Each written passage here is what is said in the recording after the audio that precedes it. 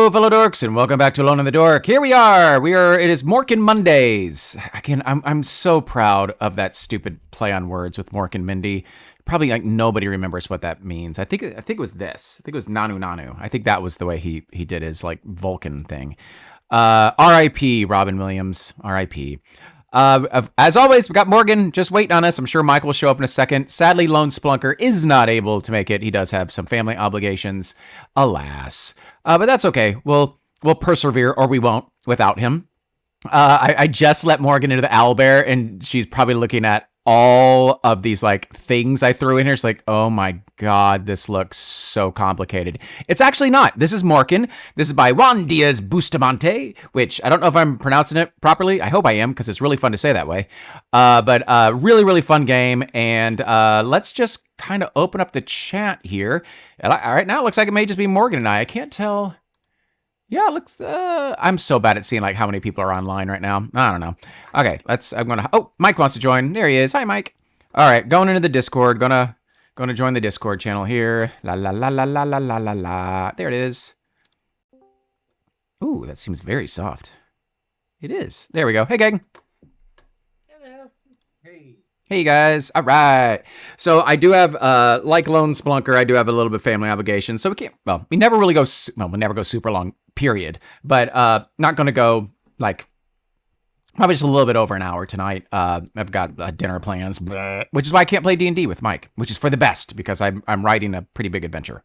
Or, I'm not. I'm making a big sandbox for them to play in, which is really hard to do for 13th level characters. They got too many freaking bells and whistles. All right. So this is, do either of you know, this is based off a video game which I never heard of. It's called Lords of Darkness. Do you guys know this game? It's like Commodore 64. No. It looks really intriguing, actually. It seemed like really ahead of its time. It's on like lists for like greatest game of all time, especially given like when it was created.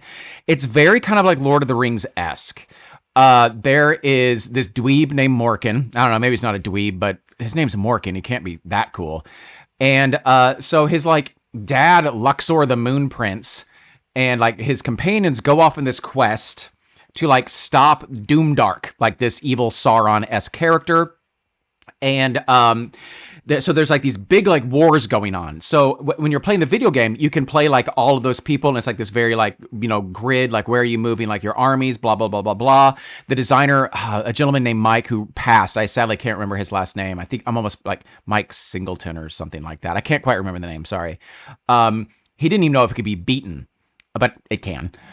So you're controlling like these armies, and then you can also play the game where you're just controlling Morkin.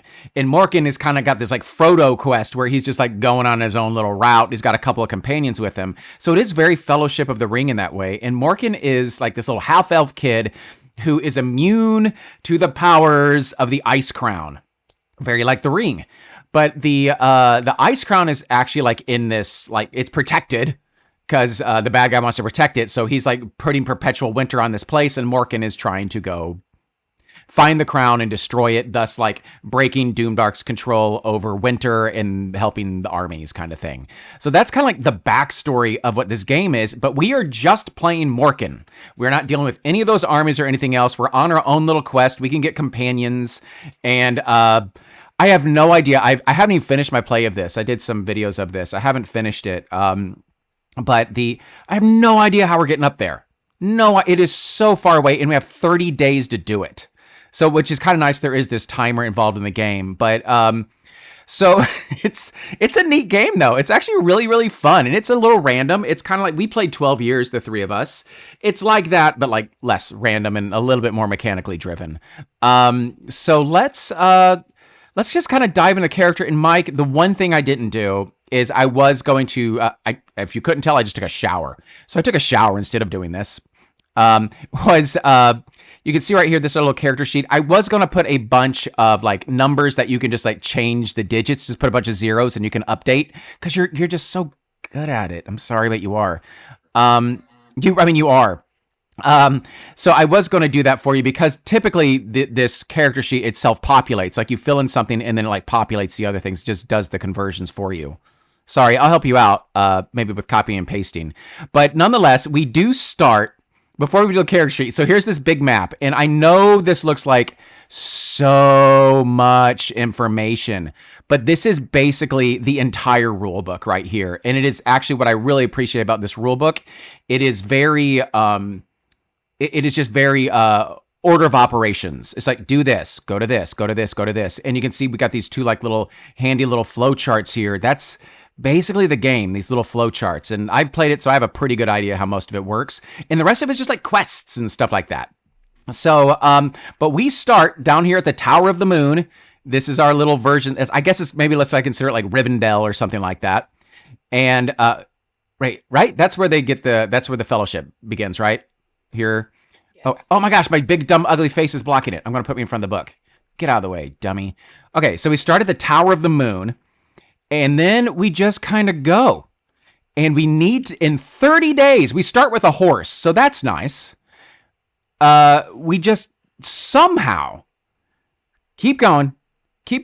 We got to get up to the Tower of Doom, like Mount Doom. Like, I mean, again, I make fun of the bad guy's name is Doomdark. It's like, okay, we get it. Like, we know you're a big, bad, powerful sorcerer, but like, settle down with the branding, bro. We know. So anyway, and it is kind of like protected, kind of how Mordor is with these little channels you got to kind of cut through, like the Citadel of Ushgarak. And I think Ushgarak was the original king that Doomdark betrayed. So yeah, anyway, that's like the plot. And you can see, and I will give you the information I've learned. I have learned some information. I've learned what not to do. But right here, if you see just above the Tower of the Moon, just to the northwest, the Lord of Shadows is there, and he will join us. But he doesn't have a horse, so he slows us down. But if you go to a keep, you have a pretty good chance of getting a horse for him. So I've learned that. That's it. Yeah, but let's character creation is actually pretty quick and it's pretty fun. Actually, I really like it. I think it's a fun system. So let's just jump into the character creation here. And let's see, where is this bad boy at? Character creation. Hey, Avery? Yes, sir. Yes, sir. Maybe it's because of the resolution on that, but I don't see the dice rolly thing in the owl there. Ooh, you're right. Good job, Oh, yeah, sir. come on. That's because this is a new thing for me. Oh man, and I gotta build it. Let's see if I can do this. Oh butts. New scene. I don't know how to do it. Numbers. Morgan and I can just make up numbers. There you go. Well, the good thing is for creating the character, we don't roll anything. So it's just like a 1, 2, 3, and 4 basic, or like 40, 30, 20, 10 or something like that. So the good thing is we don't need to do that. But yeah, I would probably have to go out. The way I know how to do this, I would go out of this. And then I would just set the dice to it. But I guess when I created this room, I didn't add the dice function to it. Invite players, manage players, player permissions. Yeah, you're right. But you're 100% right, Mike. The little dice icon is not there. That's my bad. So help me God if I have to go back and like put all these freaking pictures in a different room because I didn't create this right. I think I can go back and do it. I bet I can do it through the asset manager. I just don't know how. Ooh, what's this? Yeah. Okay, I'm gonna stop doing that. Go away. So I was so proud of myself. I was like, look how much work I did. I like laid on like our Masks of Nyarlathotep. Like this is so like laid out actually in an order that makes a lot of sense. And then of course I don't give us the freaking dice. All right, here we go. So for our character creation, we have 4 attributes. It is we've got strength, dexterity, intelligence, and charisma. Okay, I gotta make my face small. Why am I so freaking big? That was for my opening. Go away, dummy. Yerm. Okay, let's put me just let's put baby in the corner. Everybody puts baby in the corner. All right, here we go. Oh, I see what I'm doing here. All right. So let's drag this way. All right. My cat's very mad. I can hear it. It's not my cat. I'm not a cat person. Okay. So you can see here we've got we have strength, dexterity, intelligence, and charisma. And I'm sure you know what those mean. But dexterity is a little different in this game because it's actually your athletics check is based off of dexterity, which is really kind of strange. But strength is our physical prowess. And I turned that into his dump stat in my game. And boy, did that suck. I just thought I would just kind of mix it up. And so strength is basically related to your melee, your fighting capability. And there's a bow in this game, but it seems to be only for hunting. So, yeah, because a lot of that you're fighting, you're doing like up close and personal, but yeah. So anyway, so strength is like your fighty capabilities. Dexterity is like your. I mean, you can read along with it here. It's most of it's on the page. Let's see if I can scooch it over here for you. Let's see, can I do that? Oh, there we go. So yeah, the strength represents the physical power, physical feats. Dexterity is like a lot of skills. A lot of skill use and your dodging capability. Like, so again, it still kind of affects your AC. It's a pretty neat combat system in this game. Intelligence. I don't remember what intelligence did. I don't remember much with it. What did I do with intelligence? Orientation, which helps a lot, which I'll explain when we get into skills. And then charisma. Charisma's kind of nice because you can, one of the weird things about this game is you sell things for the amount that they're worth. So when you find like a suit of armor, you don't get 50%, you get all of what it's worth. And the higher your charisma is, the cheaper things are, and the more expensive you can sell things because people just naturally like you, and you have some more starting funds. People just give you money because you're so freaking charming. I don't know. So anyway, those are our 4 stats, and it's basically up to us how we want to assign them. This is a percentile die system, so much like Call of Cthulhu, you want to roll the number or below. So our highest one is going to get, so we have strength, dex, intelligence, and charisma. Our highest is a 50, next is a 40, then 30, then 20. What are you guys feeling? Where's my water? There it is. I mean, if you dumped strength, maybe it would be interesting to you to put a higher number in strength. To be able to win combats? That'd be interesting. Because once you... I think the game's set up, you can't go any further till you beat someone. You can't... I thought I'd be like, oh, I'll just... You can sneak away from people, but you can't sneak around people. So that sucks when you're in a ruins and you're like, I gotta fight these guys and I'm getting killed. So let's go with strength. So let's put a 50 in strength. I'm happy to start the ball rolling on the text thing, but I guess we can just copy and paste. Whoa, I've got a humongous font. I got a 300 font. Let's settle down. There we go. So I'm going to do a 50. Oh, for frag's sake, did I not? 50. Oh, I still got Mike's crazy font. You may need to change that, Mike. I don't know what to do about that. I've got your Cthulhu font. Well, there, I got you started. Mike can copy and paste it now and make it easier. It looks good, bro. So where do we want to go for our next stat? That will be, our next one will be a 40. We have dexterity, intelligence, which is problem solving. Oh, escaping unexpected dangers and surviving in the wilderness is intelligence, which it like orientation is a big thing in this game to like make sure you don't go off course, which I did frequently. And then charisma is just, it helps with trading basically. I guess it does influence animal handling and supposedly characters, but when you recruit someone, you just kind of roll a 1d6 and hope for the best. So should we make intelligence or charisma or dump stat? Up to you guys. What do you think, Mike? I love dumping intelligence. Dumping intelligence? Says the person who's been playing a wizard for the last year and a half in my campaign. Okay. All right, let's do it. So we want, did you say, so you want intelligence to be our dump stat? Is that what you were saying, or that was next? Sure. Is that what you said? Yeah. Okay, so put a 20 in that. And then what do we want next highest? Dexterity or charisma? I think probably dexterity. Okay, that'll help our armor class, basically. And so let's give a 40 to dexterity. Thank you for doing this, Mike. I seriously, I do appreciate it. I'm just so bad at this. And then, actually, I can probably copy and paste and turn the, let's see if I can do it. Make this into a 30. I did it! Look at that. Look at us. We did it. Teamwork. So now, Mike, do you... we're not done. Do you see all of these skills? So it has the like the little formula, and again, it does self-populate, but with Owlbear, you can't just upload the document to do that. It has to be like a JPEG. So, like for instance, our animal handling skill currently will be our charisma, which is a 30, and we will get a chance to bump this stuff up, which we will. Like our athletics is our dex score, and then certain things like camping will be dexterity divided by 2 plus our intelligence divided by 2. Math. It's for everyone. So what we kind of need to do is just start doing that. Morgan, feel free to join. The funny thing is, when you make Dex your primary score, the best things you are the best thing. The two best things that you're good at is stealth and fishing. So I was like, great. I'm really good at fishing. I was, yeah, really enjoying that. So, yeah, I'll start from the bottom. Mike, I'll start with you down here with stealth. We're going to put our stealth as a 40. So I'm just going to start at the bottom and just start doing these things here.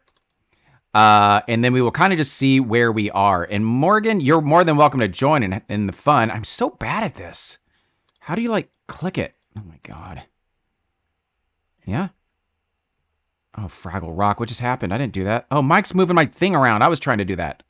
Oh, sorry. That's It's okay. I was letting Mike do it. Yeah, but we can't leave all the fun to Mike. There we go. Okay, I did it. 40.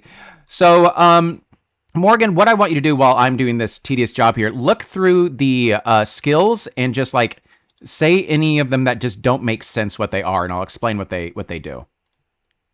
Some of them are pretty. It's like perception. Do you see like secrets and enemies approaching kind of thing? Okay, well, what is might? So oh god dang it, I don't know what that is. Yeah, I do. That is like breaking down doors and stuff like that. That is might is like literally like I think it's like just your physical prowess. So melee is our combat skill. Might is like smashing things. Okay. I think. And I assume perception. Well, Yeah. interesting. Perception is intelligence based. Yeah, well, which kind of so yeah, perception's intelligence based. So because we don't, I think it's like a wisdom based in like D&D, for instance. So, but yeah, it's just hey Lee, Lee's joining us from York. We have I think Lee is actually because I know he has because he's commented on Lee has actually seen some of my Morkin videos. So yeah, perception is just seeing enemies approaching, and also like seeing like secret doors and stuff like that. Orientation. Oh, go ahead. Is mental toughness like constitution, or is No, mental toughness is your ability to like stave off because it's like like toughness would be like constitution. Mental toughness is like staving off like mind altering spells and stuff like that. Okay. Like your mental fortitude. And orientation, which is one we're going to bump up, that is whenever we leave a hex, and again, glance over at the map. There's a lot of them. You have to make an orientation check. If you fail it, you either go to the wrong hex or you stay stuck in your current hex. And it is super frustrating. So orientation that's what that means. It's just traveling over land. Let's see. What else do we have here? Foraging. So fishing, which makes sense. I spent money on a fishing rod and like really good bait. And then I did realize you can only fish at lakes. And again, if you look at that map, there's not a zillion lakes on this map. So I never went fishing in like 6 sessions, which is like how you get your rations. So towards the end, I was getting a little low on money and food, which I wasn't super thrilled about. Let's see. What else do we have here? Defense, endurance, first aid, fishing, foraging. So foraging and hunting, which one are we best at currently? We're going to be best at hunting, which is great because I'm pretty sure you can just do that anywhere. You can do that in any terrain type. So yeah, fishing was a little bit meh. I guess when you go hunting, you need a bow. So we would need to purchase like a bow. Thank you so much for doing that, Mike. Sincerely, I do appreciate that. We have this fun kind of Mork Bork font that he gave us. Great. So let's keep going into the skills. And then we'll just keep on going with our character thing. So we assign them. Hooray. Skills. Once the attributes are set, we put them all in their thing. Then we get to this says what all the skills do. Great. Once you've determined initial values, we get to distribute an additional 50 points. We cannot go above 60. None of our 60 is our max. We can't go above 60 currently, but we do have we have 50 points to just add to all of these skills now. And I am going to just copy, paste. There's our 50, and whenever we take some out, I'll just throw it over there. So, or reduce it from this 50 here that's currently sitting in our backpack weirdly. So, how are you guys feeling about our skills? Like, what are we sorely lacking in? I don't like that this little thing that says players is just sitting here. Go away. I know. I mean, perception seems like a big one. Yes. Mm-hmm. Great. Perception. I can get totally on board with that. What is our perception? 20. Oh, gross. Yeah. Let's get rid of that. And Lisa, orientation is low. it looks like a good test of defined solo quest with set limitations to encourage a good balance of sim fantasy exploration with an achievable end goal. I think that helps get people playing. Okay. Thank you, Lee. That was a very concise review. Okay. We're going to be playing Lee's game tomorrow, Alone Against Nyarlathotep, where we're where we are fleeing a werewolf. I still don't think we're going to succeed. I'm still scared about this. So how much did we want to put in perception?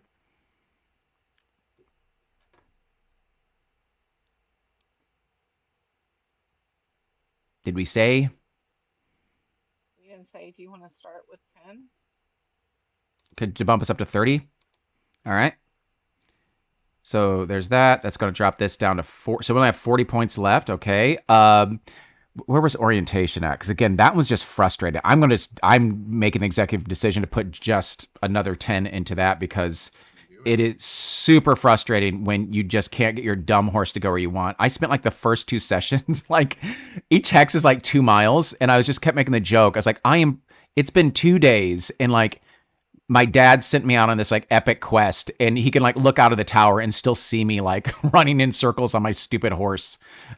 So yeah, so let's bump that up to a 30. So bad at this. 30. Okay, so our what else is feeling good for you guys? Are there any skills that you found in your playing without us that you think are useful enough that we should bump them up? Hang on. Melee. Let's bump that up to a 60. All right. Yeah, that's our fighting skill. I mean, that's it right there. Yeah. Yeah, get that up to a 60 if you could, please. I'll just reduce the other one to a 20 so we can get that melee to a 60. I see Mike's doing that now. So let's see what else we got here. That stupid players thing. I wish it would get out of my way. I guess I can go more in the center now because the book's not open. Animal handling. Meh. That did come up once. I did find some wild horses, and I was close, but they didn't care for me. Camping. Camping is important because, so here's the thing with camping. It goes good or bad. So you make a camp check every night. Camping is how you get fatigue back and how you get health back. If you fail, which currently we're going to fail 70% of the time. Sometimes if you have good weather, it's easier to camp. But if you fail, it's not just that you don't heal and get your fatigue back or exhaustion or whatever it's called. Something bad happens, like you get attacked. So camping, definitely. Defense, definitely. So how the, actually, and then maybe we want to dip a little bit into hunting because, hunting is how we can make rations. Granted, we can buy rations too, though. So those are all pretty good, I think. But how combat works, so we're going to take our defense score and see how it's a 45. We're going to divide it by 2. So let's just call that a 22. So go along with me on this. If someone's combat skill is 50, you know how normally you would want to roll 50 or below to like succeed? So we would take our defensive value of 45, we'd reduce that by half, so that's 22. So if they have a score of 50 and our defense is 22, to hit us, they need to roll between a 22 and a 50. So the higher our defense is, that just makes their die a little bit harder. So it's actually a pretty quick system. So that's just kind of how the numbers work in that, if that made any sense. Okay, so what are we feeling we want to bump up here? So you named 3 skills. I sure did. 5 and 5. Great, let's do it. So camping, I named defense and what? Oh, and yeah, I think hunting 5 is fine. I think that's the least of our concerns. I mean, honestly, we could we can get around that with just rations. Like we don't need to hunt, so we could do 10 and 10. So to get our camping better and to get our defense better, which honestly I think is probably a better choice. You good with that? Mm-hmm. Yeah, go for it. Okay, so I'm getting rid of this 20 because that's all of our points. Did you update both of those or one of those or none of those, Mike? I started to, and then I figured I ought to back out until we made totally sure what we were doing. Yes, let's do that. That's what I say. All right, so what's going to what again? For 10 into defense and 10 into camping. Got it. Thank you, buddy. I really appreciate it. So that is that part. And again, if these self-populated, obviously it'd be much faster. This is gonna be a little tedious, but I think we're like halfway done, if not more. So all right, I'm just scrolling on down here. Masteries. Oh, here we go. Ooh, we may have just bought ourselves some points here, or not. Let's see.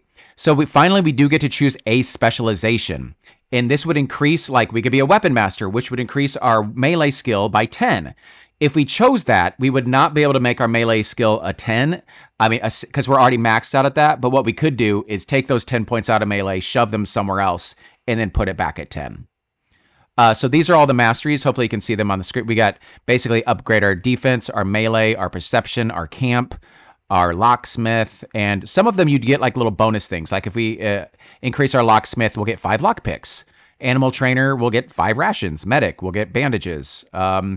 So Hunter, Pathfinder, we'll increase our orientation by 10. Shadow Stalker, which is what I did, it increased our stealth by 10, and it gave us a Fog Stone, which I think a Fog Stone was like worth like 6 or 8 coins.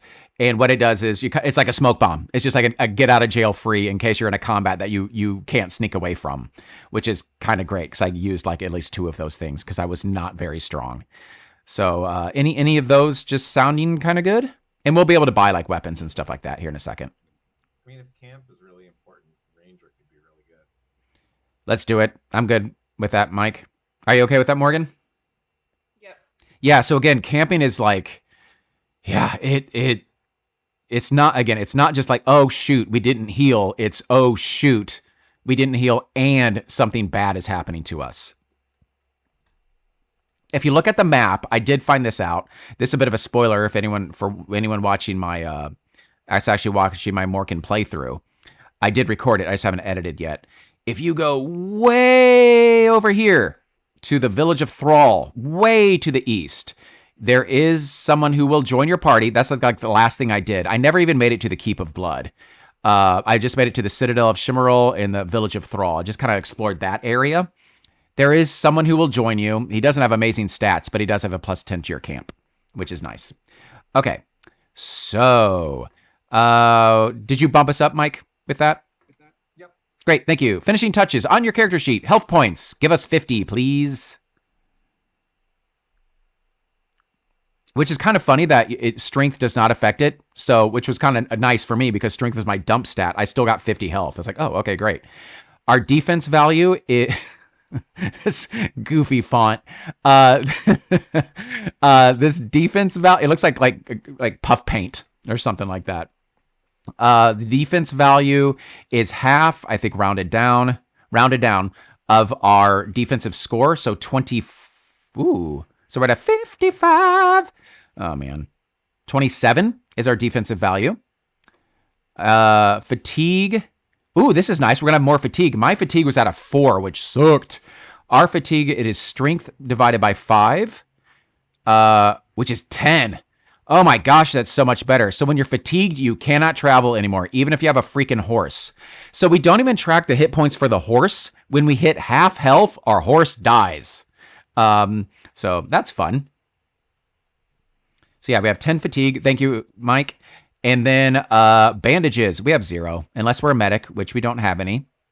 Rations, we have 5. Well, that's nice. We get to eat 5 times. So of course, when you do get like a companion, you got to feed them. So yeah, we have 0 bandages, 5 rations, 0 lockpicks, and charisma divided by 2 coins. Silver coins. Silver is our currency in this world. Charisma is a 30, so we have 15 coins. I know I'm going a little fast for you, Mike, but it's basically 0 rations. Wait, I'm a liar. 5 rations, 0 lockpicks, and 15 coins. And then we basically just get our equipment, and then like our dad just like kicks us out.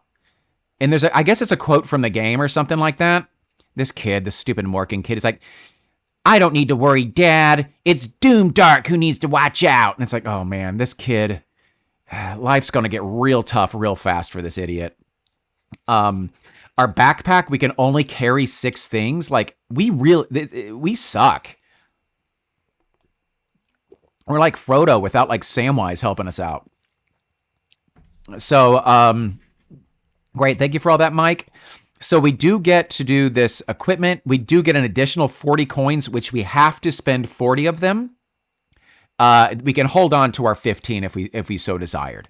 So let us go to the equipment tables. And this is where, what is our charisma? A 30. So you can see here on the equipment tables, what we can do is we get to our buying price when we have 30 charisma. It's this slot, like kind of right in the middle here, if that makes sense.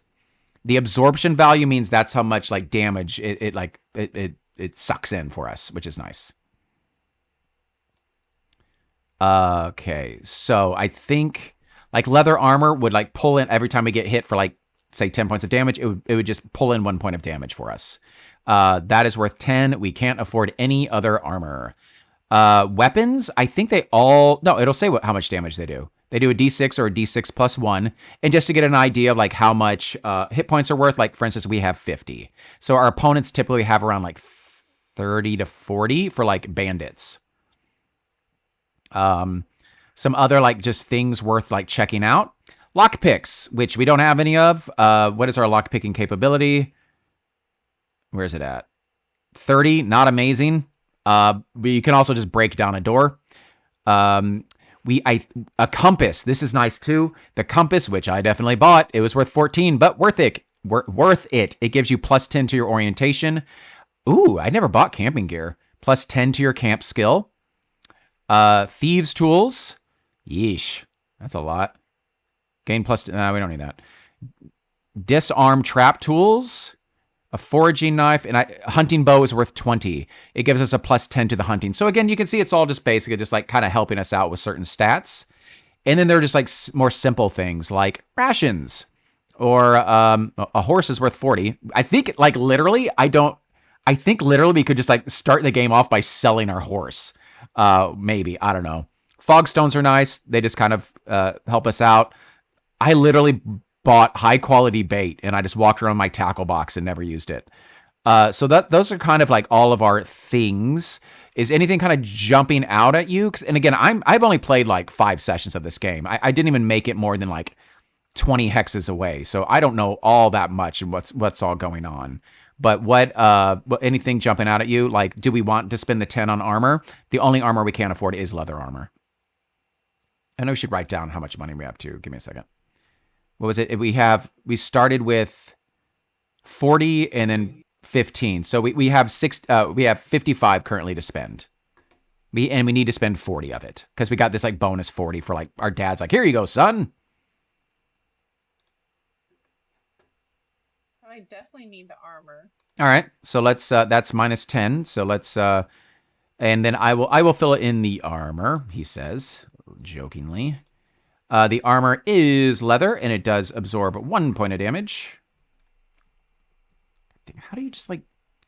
Okay, maybe I just... Ooh, that's how I'm going to do it. I'm just going to make it really big, and then I'll write it out and then make it little again. Leather! Yeah! 1. Then I'll make it little again. God dang it. Now I probably can't make it little.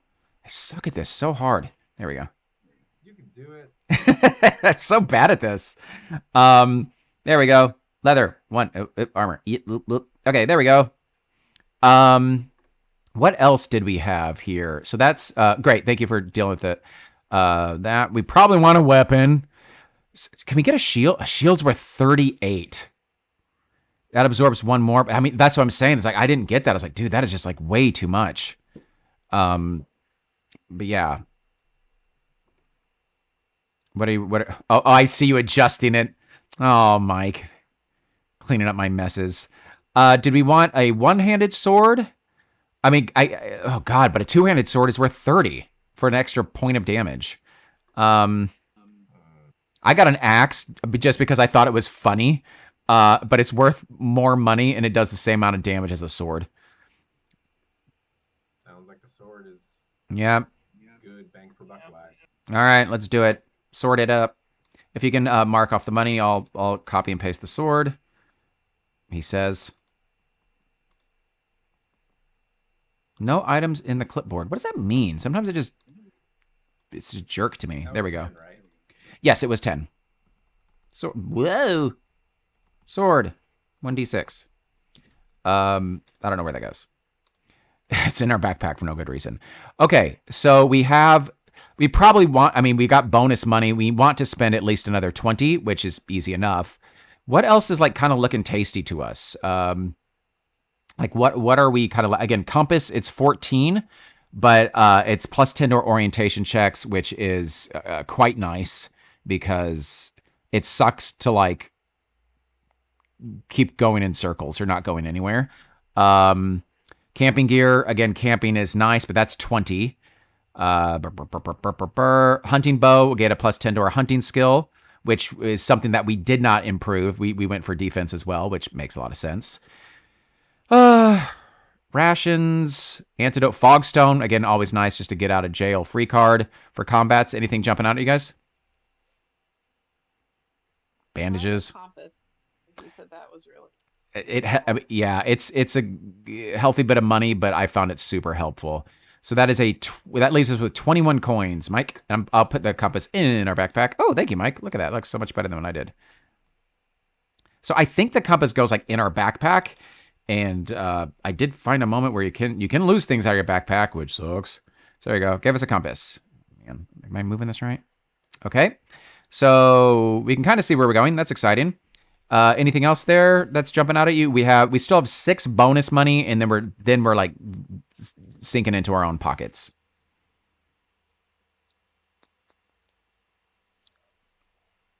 Thieves' tools, hunting bow. We can afford like one thing of camping gear or the hunting bow, and then we're down to 1 coin. We don't have to do that, mind you. We could buy some bandages, which we do not have, which we need to make a first aid check, which we suck at. So that may be a waste. Every time you make a first aid check, you have to like use a bandage, and if you fail, you like screwed up the bandage. So that may be a waste of money at this point. Horse, fogstone. Yeah, I don't know. Anything jumping out at you guys? If the fogstone's only 6. I know, and we can get more of one of them. I love that thing. It's just like your smoke bomb. Like, yeah, let's get a fogstone. But that does make it where we're not going to be able to get. I'm having so much trouble copying and pasting for some reason. I have to go into like text. One of the other bigger things. Okay, can you just give us a fogstone? I'm so bad. Oh, there. God dang it, I hate this thing so much. Okay. I don't know. I know it's me. I'm just clicking the wrong buttons, but I just get angry at myself. There we go. We got a fogstone. It is finicky though. Thank you, Mike. It is. But again, this is so much better. It took us a while to find this. Anything. So that puts us down to exactly 15. Which is now worth like 2 our money. And there are towns and there are keeps. We can buy things at other places too, if we wanted to do that. Anything else jumping out at you guys? Or do you just want to hit the road and see what happens?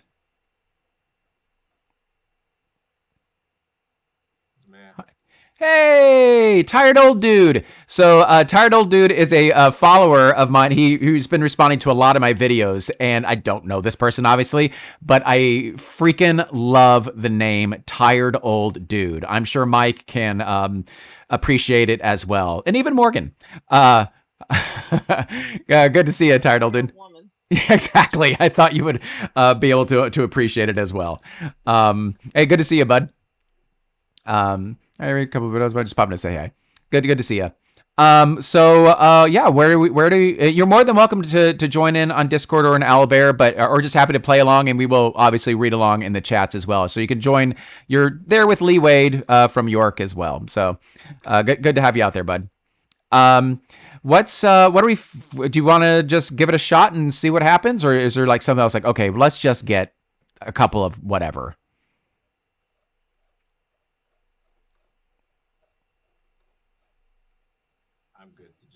Let's do it. For John. Let's hit the road. Okay. So how the game works is let me just find the quick little sheet. It's actually right over here. It's just to the upper right of the map. You'll see new day. We'll check the weather. The weather kind of dictates how hard it is to make certain checks, because if it's like pouring rain or super windy or something like that. There are 4 quarters to the day, and we choose an action for each quarter. An action is like, I travel. I seek. So like we're in a tower, we can seek, which is probably what the first thing we'll want to do. Oh crap, we need to roll dice for that. And I don't have it set up. We also need to, butts. We need dice for that. Oh man. Then we also, and there, let's see if I can find, where's our little table of like all the things we can do. Here we go. We can approach, which is how we like recruit people when we find them. We can camp, which is at night. We can fish at lakes. We can forage or hunt. We can rest or seek, which is what we do like when we're at like a ruins or we're in a tower or a citadel. That basically just means have some kind of interaction at a friendly place or go exploring an unfriendly place. Yeah, and that's kind of it. We do that 3 times a day, basically, and then at night, we camp. And that's the loop. It's a pretty simple loop, actually. So it is, let's see if I can find, like, the beginning where it just kind of, like, gives the, a little bit of the story of, like, what's happening here. Let me just kind of scroll back up to the top here, and love me hyperlinks. Love me some hyperlinks. Let's see if I can find where it is. I think it's, like, right at actually, I think it's down here. Like, so these are like all the events. I don't know if you can see, if you're on my screen, like these are just like all the random events that can happen in the game. So there's like a whole bunch of events. And so it's high replayability. And then whenever you enter like a ruin or something like that, you get a quest for like what you're doing in that ruin. And there's like 60 different quests. So again, it's super fun, whole bunch of different enemies. So yeah, it's really a pretty fun little game. Let's go to special sites table. Let's go, here we go. So, we are currently in the Tower of the Moon in the Forest of Shadows. Again, this is kind of like Rivendell. You find yourself within the ancient Tower of the Moon, deep in the Forest of Shadows, where the Council of the Wise, again, very Rivendell, has gathered in a final stand against Doomdark. With you are Luxor the Moon Prince, Rorthron, who has a lot of R's in his name, the Wise, and Corleth the Fae.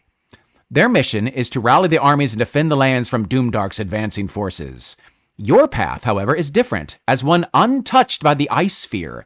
And so this ice crown puts out this like ice sphere that just makes people like they can't go near it to like disable it or whatever. But because I don't know, I'm half human, half elf for some reason, I'm like, doesn't bother me.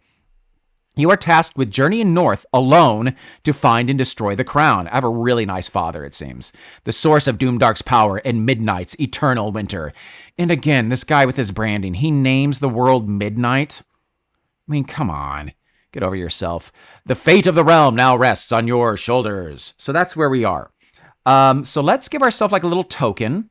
Oh, that's kind of cute. There's like a little horse. Is there actually like a little horse mount I can give myself? No, I can give us a spider from, what was that game called? The Shadow Keep place or whatever it was called. All right, what do we want? Oh my gosh. Should we give us Tila? I still have Tila available. Should I give us that, Morgan? For a little half fae? How are you feeling about that? Why not? Yeah, well, you don't seem very excited about that. I was more excited than you are about that. We're going to be Tila for this episode. There we go. Tila! Just in honor of the new Masters of the Universe. Wait, is that She-Ra or Tila? No, it's Tila, right? Or is that She-Ra? Okay, I was going to say, it's like, because the new Masters of the Universe movie coming out. Okay, so here we are. We're at the Tower of the Moon. So it does say pretty specifically in this other area, which... I don't know. It's like in the beginning. Where is that? It kind of gives us a little bit more. And it's like, okay, for your first thing, you should seek because you're at a tower. So just do it. But I don't know where that is. Hang on. Up the game. What you need. I don't know. That's just telling us what to do. So there is like iconography. I'm pretty sure, like, again, everything that had information, I just like put up there for you guys. So you can kind of like find it. And it's fairly well organized. Fairly well. So, yeah, we don't need that. Basically, we should seek. So that's what we're going to do.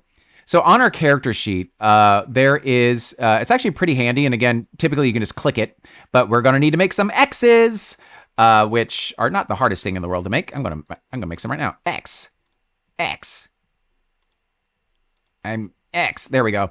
So what we can do is, so for our morning, we are going to seek just because we are at a site. So that's just a really easy way just to kind of keep track of what we did for the day. And first off, we need to roll weather. And unfortunately, I didn't set up the dice. I'm scared to click buttons for fear that everything may go wonky. I'm almost positive I can do it in the asset manager. I just don't quite know how. I'm scared. I'm scared. I do actually. Oh, you know what? I do have a dice app. So you guys are just going to be. This may slow down my computer a little bit, as this dice app takes up a lot of my computer's energy for some reason. But I'll just roll this just to see what our weather is. Because we don't have that much longer. So we got oh no. Okay, I think an 8's better. 10's bad. So weather is no effect. Great. So I'm just going to put that right here. So if you have like really nice weather, like if it's a clear day, our orientation's better, it's easier to camp. But if we have heavy winds or snow, we get -20 to all tests. And that is everything. That is fighting. That is finding where our way is. Like it stinks when you get that. That's what I got on my first day. So we have good weather and we are going to seek. Now, unfortunately, I can't have you guys roll this. That stinks. But so what we do for seek, and you guys should be able to find this. It's just in our handy dandy little flowcharts over here to the east here. Seek. When at a site, you can use the seek action to discover hidden objects, magical advantages, quests, guides, or help in various locations. Roll on the seek tables and see what you find. So let's go to the seek table. And then this is how we spend our morning for the first like quarter of our day. And typically the last quarter of your day is camping. So let's find that table here. The seek tables. Seek tables are pretty big. That would have taken up a lot of room. Seek tables. So you can see right here, we are in a tower. So actually, since you don't know, Morgan, pick a number between 1 and 10. We'll just do that. That's fun.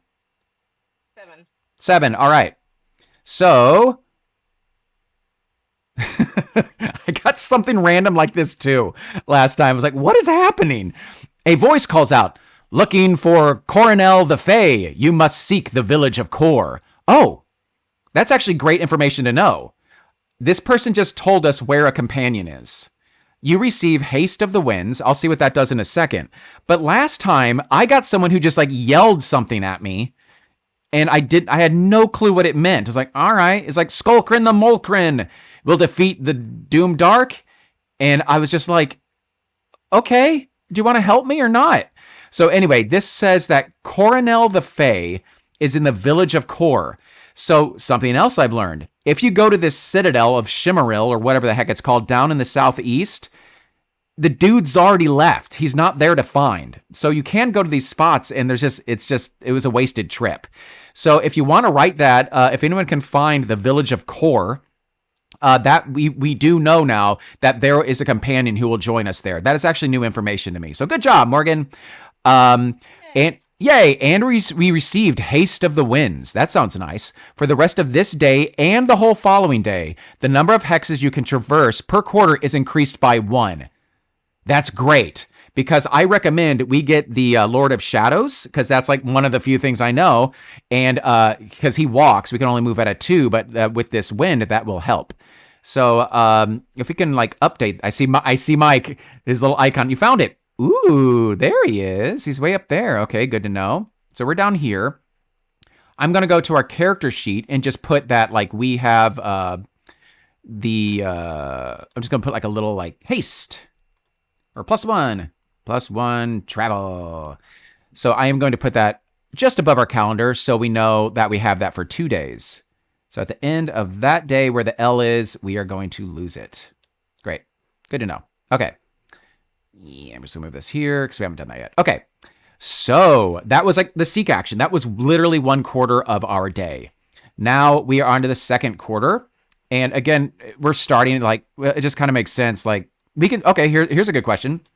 Do we want to seek again and get more information, or do we want to start traveling for our afternoon action and utilizing the Haste of the Winds, or do we want to like keep kind of buffing up here at this place?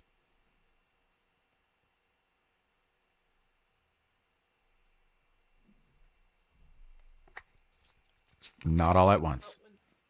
What would be the advantages of buff enough versus. I mean, last time I was here, like someone yelled something random at me, and then I was like able to heal better for 2 days. That's kind of like all I got. I'm pretty happy with that information that we just got. And Mike found it. So again, you can see this 2 on the map, which is not far. We have this Lord of Shadows. And to recruit him, we basically just need to roll... we need to roll a 2, 3, 4, 5, or 6 on a 1d6. So we can, if we make our orientation checks, we can get there by this evening if we left right now. If we make all of our checks. Or we can stay here and keep like keep like having random people yelling things at us. Well, let's try to get the Lord of Shadows. All right. And then from there, I mean, you guys feel free to look at the map.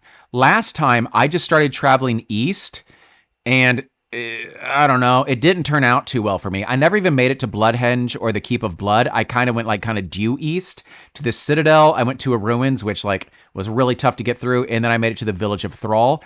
And I don't think those ways are worth going to. So what we're going to do now is, I'm sorry I didn't have the dice set for you guys. I just built this room and forgot to add that on. That's something you have to do from the outside of the room. Yeah, again, I'm sure you can do it from the inside. I just don't want to because I'm scared. So now we need to make an orientation check. It's a new playthrough. Thank you. To Tired Old Dude. Is this a play? Oh yeah, no, yeah, a Tired Old Dude. This is a new playthrough. So we are starting over from the beginning. This is not a continuation of my other one. This is just my playthrough with my chat where typically they have access to the dice, but I'm being a jerk and I want to roll it all myself. I don't know why. Could you imagine if it was a game of just me and Morgan rolling dice? We'd all like, our character would like commit suicide in the first round. So let's try to go northwest because we don't want to hit the hills. We want to go northwest into the plains because it's easier to travel in the plains. So you will see on the, let's just kind of scroll over here. We have, whoa, trying to zoom out a bit here. So to travel, let's just find, travel's I think actually traveling is above the map. It's a little bit more complicated to an extent. We are not exhausted. Again, we just kind of go through this. We are not exhausted. Our travel distance is 3. I know that because we are traveling through plains and we're on a horseback. So it is pretty easy for us to do this. And then we go, then it just says, if you're at an already explored hex, you don't need to worry about it, but we do need to make our orientation skill check. The weather is not clear, but we are in plains. So we get a +20. So can somebody tell me what our orientation skill is? I know we kind of bumped it up with that compass and everything like that. 30. That's it? Oh, God. Really? Oh, that stinks. And that's even with our compass as well? Oh, if the compass gives us buffs, I don't think I added them. It does. The compass gives us a +10. So it's a 40? Great. So it's a 40, but we're in plains. So the tower counts as a plane. If you're ever like on like a structure, it counts as plains. So we have a 40 and then we have a +60 due to our terrain. So we have a 60 and oh geez, I don't want to fail this. So here we go. So this is just how I'm just going to roll it. Oh, come on. Don't ruin it for, oh, yay, a 13. How you get a critical success in this game is you roll a 1, 2, 3, or 4. You roll below a 5. And then what you do is you immediately bump up your skill by 1. So that's kind of fun. So hooray. So far, so good. We made it. We made our way into the area we wanted to get to, which is right there to the northwest. And we can move 3 spaces per travel because of where we are and because we're on horseback. But every time you enter an area, you have to roll for an encounter. And I believe it's a D6. And let's see what that roll is. Consequence of fatigue. Here we go. When you enter a new hex, we need to roll a... where'd it go? I got to see what it is. A 1 or 2, an event occurs. So if I roll a 1 or 2, an event occurs. And if not, we just keep on moving with our movement. We're good. So now we're moving into a forest. We need to make an orientation check again. And I'm sorry, I'm kind of like, I feel bad because you guys can't roll. I'm sorry, don't hate me. Our orientation is the same, which was something. Oh man, it went to 96. So here we go. All right. Well, I screwed this up already. So now we just see like which way we ended up going. And what I have learned is, ooh, yeah, like I see the Fae, the dude's like up there in the village of Kor. So we wanted to go into this hex directly to our north, and we didn't. So let's see which way we did go. Typically, you stay in your hex, or you kind of shoot off to the east or west of your intended target. So we just roll a d6 and see which way our stupid idiot half-elf went. I don't like this because I like you guys failing the rolls, because I fail the rolls enough in my life. I don't want a captive live audience watching me do it. 3. What does that mean? It means we stayed where we are like a... I know. So the good thing is, if you're in an already explored hex, which we stayed where we were, a 3 and a 4 means you just stay where you were. You don't need to make an orientation check. So it's possible you could like leave a hex, go back into the hex you just came from, and then the idea is, okay, you know where you are, you're going to go the right way. So thankfully we do, at least how I discern the rules, we automatically do get to make it into this next forest, but that would be 3 move actions. So again, we did go northwest, we screwed up, and again, we were within 2 miles. We were in the plains outside the tower. Luxor, the moon prince, whoever that is, our dad, it's like Elrond watching us. And then we're on our horse, just like going in circles like freaking ding dongs. So anyway, we kind of screwed up. We didn't make it all the way there. We are in the forest. We do need to roll if we encounter something. So again, that is a 1d6. And on the roll of a 1 or 2, we do. Ooh, that was almost a 2, but at 6, we do not. So we are on to our last phase of the day, and before we have to camp. So it is like our evening quarter, and we have to travel to get to where Lord of Shadows is, and we can't approach him till tomorrow morning. I guess we could try to approach him at night, but then we start like losing stamina and health and all that stuff because we didn't camp. And again, he's a Lord of Shadows. You think he'd be like up at night, but so we have to like travel again to like get there to him. I mean, if there's something else you guys wanted to do, we are just in the forest. So the only thing we could really do is like go hunting. But is there anything that you got, or foraging? Would you guys rather do that? Or would you rather just kind of get to the stupid King of Shadows? Oh, we can move an extra hex because Morgan got us the haste. Ooh, I forgot about that. Okay. This is a big one. I don't want to make this roll, guys. Do you get... Man, this sucks. I want Morgan to fail, not me. All right. I just... Don't screw it up, Avery. I didn't! Yay! We made it! Yay! Thank you, Morgan. You're the one who got us the haste. From now on, we just need Morgan to say what she wants to roll. So we do make it to this person. So now I still have to make a really important check on a d6. So now we did make it there. And that was, looking at our character sheet, that was our afternoon, was just traveling. And since we did get to a special site, whoa, ooh, who's doing that? I'm just having some fun. Oh, thank you. No, that's exciting. I didn't know we could, oh yeah, the pointer, it's right there. Look, whee. Okay, I'm done. Okay. So since we are on a special site, we don't roll for an event. But we do we can see like what the special site table is. So like right when we arrive, we get to roll, we get to just like read the special site thing. It's kind of good we haven't gotten into combat today because I would definitely want you guys to roll that because I do not want to be responsible for that. And it's really going to suck. So we'll just end because like I said, I got stupid dinner plans. So I had to take a shower before this. We have to like get this guy to be our friend. So let's see. Where's special sites? Special sites table. So here we are. We're at the Forest of Shadows, home of the Lord of Shadows. Here you meet the Lord of Shadows, a loyal ally to the Fae. I'm half of one of those. Eager to assist us, Lord of Shadows doesn't have a horse, so he travels on foot. So, yeah, that kind of stinks. But again, if we go to a keep, this is something else I learned, you have like a 50% chance of them just giving you a horse.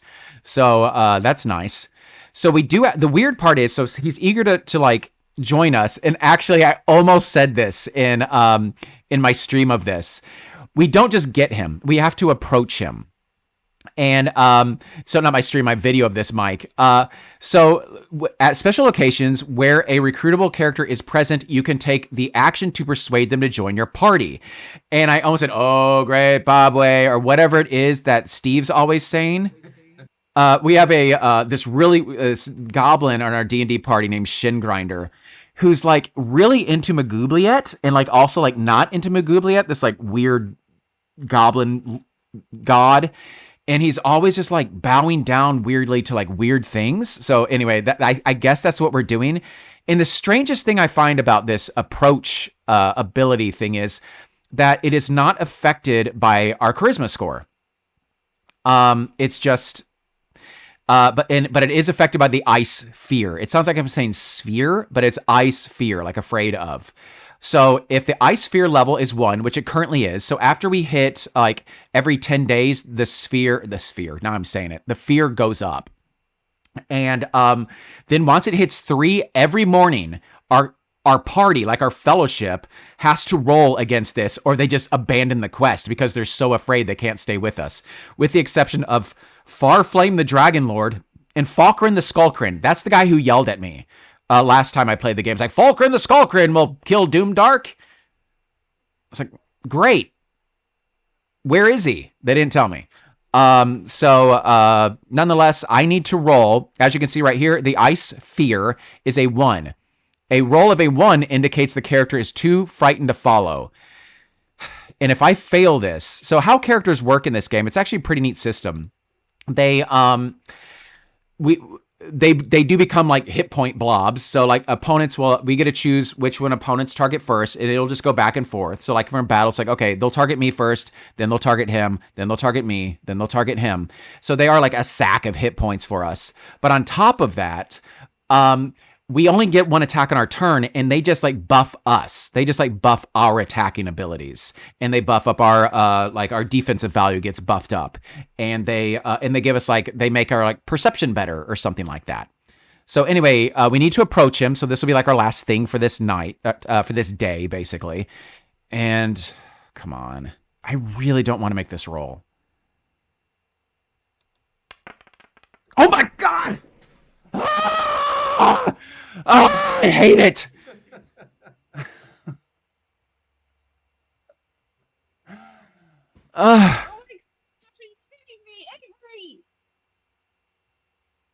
I knew it. I knew this was going to happen. It's so much easier when it's not me. Let's just start up. I know.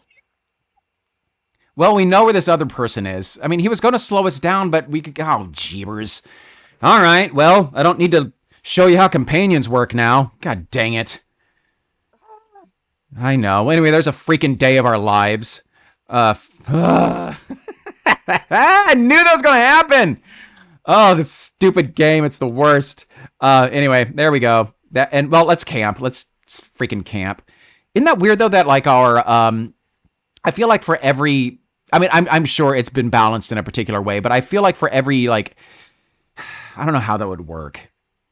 I don't know. You divide your... That's still too much. Dividing your charisma by 5. That'd be a 6. But you know what I'm saying? It is weird that your charisma score doesn't help that ability, or you don't make like some kind of check to do that. Again, the math of this game actually works very well, so I'm sure that was kind of tested out, but that is kind of strange. So, God, I knew I should have just like, if I would have failed that stupid horseback riding check, we would have camped at night, and I would have made you guys roll that. Then I would have had someone to point the finger at. Me. All right, let's camp. Stupid game. Oh my God, I gotta write the camp check. We can fight Moskrin, which that is where we'll end as well. So that is something else gonna happen. Man, I do not like this responsibility. All right, where's camping? It's the dark one. Where's it at? Let's zoom out more. There it is. Camp. Okay, you can only camp at night, which involves sleeping. Perform a camp skill check, which honestly, like, we don't need the health. Gosh, we didn't get any events either, did we? We don't need the health or recover the fatigue, but maybe the dude's like, you can stay in my woods. I'm like, thanks, dude. That sucks. All right, and yeah, kind of bad things. Oh, here we go. If you don't Yeah, you gain 5 fatigue if you don't camp. And remember, our max is 10. And when you hit 10 fatigue, you can't travel. So it's like, it just makes sense to camp. We have to consume a ration. Can someone mark off a dumb ration? And then I'm going to make a camp check. We do get no... We're in woods. I don't think it is... Yeah, it's not windy or snowy, so we don't need to worry about that. So what is our stupid camp ability? Did you mark off our ration, Mike? Yep. Thank you. And also, can you put a check mark in the first day? Because we have done 1 day. This is 1/30th of our miserable lives. And then, what would you say? Our camp check's 50? Yep. All right. God dang it. I don't like rolling this. All right. So just, this is it. This is the last roll. It's actually not, because if I fail this, I got to make another roll. Oh my God. Come on. Ooh, got real... God dang it. I hate everything. Morgan, where are you? I have... Okay, so I failed our camp check. So what that means is I have to roll. See, I told you guys, I roll really bad. So I need to roll and just see, like, how bad our night is. So it makes sense. Like, I'm really depressed because I did so bad at this. So let's see where our failing the camp check is. I'm just kind of going through my little hyperlink thing here. Camping. We have to end soon because you have dinner. I know. Here we go. Here we go. Camp troubles table. Okay, Mike. There we go. Mike, pick a number between 1 and 10. I'm going to put this on you. 1.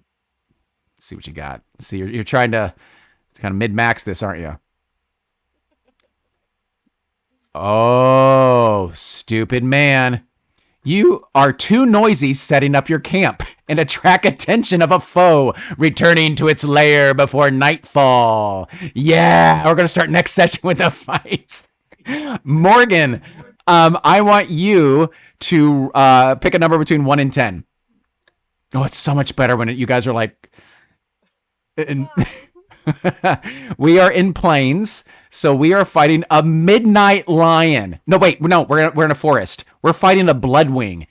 It sounds like something that like the rebels fight against the Empire, but a bloodwing. Let's just like look up what a bloodwing is so we can be terrified before we get killed for our next session. We do have our little fogstone, and I gotta say, this Lord of Shadows sucks. He's a bit of a jerk.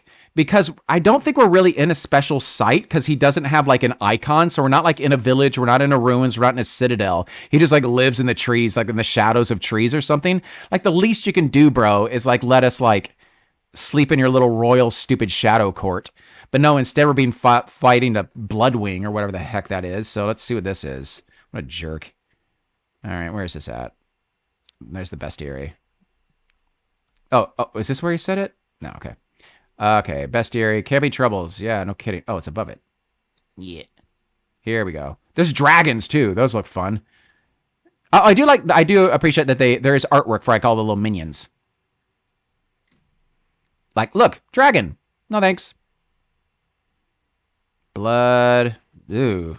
What is all this stuff? Bloodwing. Oh my gosh. Oh, it's like a big old creepy bat thing. All right. The bloodwing is a huge, terrifying bat with a wingspan of over 3 meters. We're so dead. Its body is covered in blue-black fur that glistens like frost in the moonlight. Oh. Its eyes are piercing and gleaming white, while fangs and claws are coated with razor-sharp ice. Oh, yeah. Oh, that's right, because everything's like all covered in ice and snow, too. I always forget that.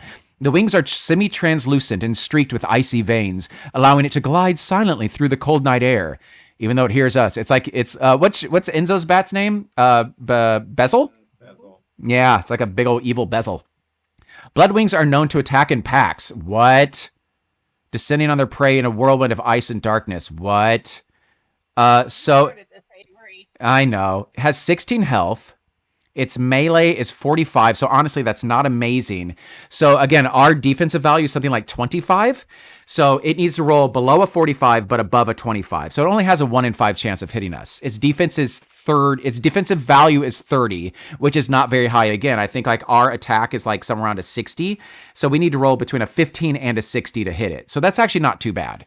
Only 1 experience, but I think I've only ever gotten 3 experience. So, and then you can see right here how it works. It's kind of a fun system. It's similar to what a lot of like what Alex T does with Black Oath games. We roll a d6 and then kind of see what it does. And this says what its critical hit is, and this says what its fumble is. I don't see, it says it likes to attack in groups, but I don't see it saying like there's a lot of them. So I'm just going to leave it there. Okay, I think we can do this. I'm actually feeling okay with this. If we had the Lord of Shadows is probably like watching, going, look at these guys. Freaking jerk. Oh, well, anyway, that's it. Next time you guys are going to roll. But nonetheless, you are still somewhat culpable in this as well. And so I feel a little bit better about that. It hurts not getting a companion, though. I have also feel free to go on here and like try to find like a fun path. When you do hit mountains and stuff like that, obviously we move slower, and it also fatigues us. There are these ruins. You'll see like ruins of Ashamar. They don't really mean anything. There are all these quests we can get and events we can meet. People's like, go to the ruins of Ashamar. Then we know to go there. But if we just go straight to the ruins of Ashamar as it is, it'll just be like a random ruins. Like we'll go in there and someone outside will give us a random quest. But like named places don't mean anything until it's given import by other events that we do encounter. So like the keep of Dodrock, we just roll on the keep table, and more than likely they'll give us horses for our freaking companions we don't have. But like anything that is numbered, like the Tower of the Moon or the Keep of Blood, those things actually, like, things do happen there. That is a special site. So there's not many of them. There's only like 13, I believe, or 20 or something. 12, excuse me. So anyway, yeah, I have no idea how the heck to get up there. Man, that sucks on my bad. But nonetheless, here we are. This is the game. I think it'll be fun. And again, once we get the ball rolling, we've already like built a character and wasted a day of this character's life, and that just took an hour. So we'll make some pretty quick progress here, and I'll get you guys rolling dice, and we'll have a good time. So yeah, Morkin Mondays. I'm pretty excited about it. I think it's a really neat game. Thank you. Of course. Thanks. Yeah, sorry I didn't get the dice set up for you guys. But yeah, next, and then are you guys good for tomorrow for our werewolf encounter? Yep. Oh my god. All right, we'll see what we got. Yeah, I got to run off to dinner now. Okay, thank you so much, guys. Stay dorky, my friends, and Tired Old Dude, as well as Lee. Thank you so much for joining, and we'll be playing some Masks of Nyarlathotep tomorrow. Okay, that's it. I'm done. Stay dorky, my friends.